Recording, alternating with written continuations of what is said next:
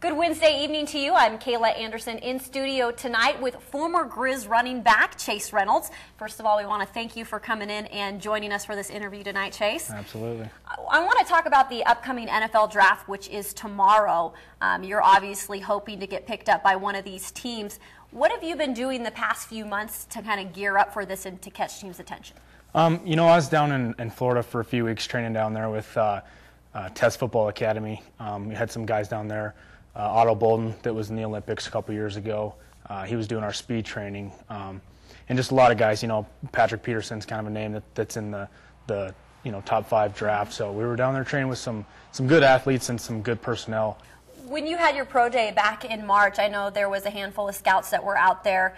First of all, I guess, how did you feel in that pro day? Have you been in contact with any of these teams since that time?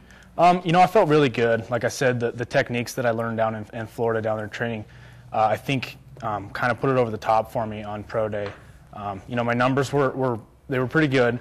I'm hoping they were what the scouts were looking for, but you never know. You know, I don't know if they were looking for better numbers. You know, for the type of person that I am, and being up in Montana, I don't know if I need to put up extraordinary numbers or just decent numbers. So, you know, I felt good overall with my numbers. They compare a lot to Mark Mariani's last year, so I was definitely happy with that. When you talk about the FCS, and I know in the past few years there's a lot more credit being given to the FCS, and especially Montana's program. You look at the list of guys that have been successful in the NFL in the past few years. How does that help you with these teams? Give credit to Mark and Croy and Lex and Colt and all those guys have definitely built up, you know, definitely helped me in my process. You know, you see those guys coming from an FCS level, and not a lot of guys are interested in, but as soon as they get in the NFL, they get an opportunity and a chance. You know, they make plays, and it gives guys like us a hope, because, you know, hopefully it gets some guys' attentions and helps me out, and maybe, you know, I can be the next guy they want to pick. We all know, you know, Drummond native, Montana boy, hardworking boy.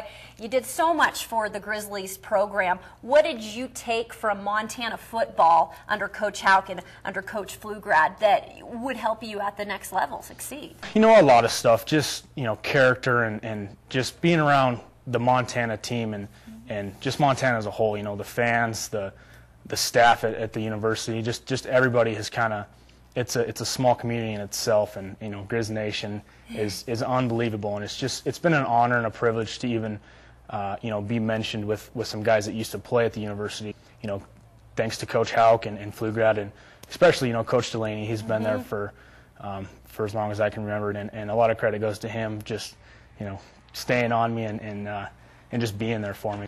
Well, the later rounds, you're hoping to get picked up sometime this weekend. What are your plans? Are you going to be with family, friends?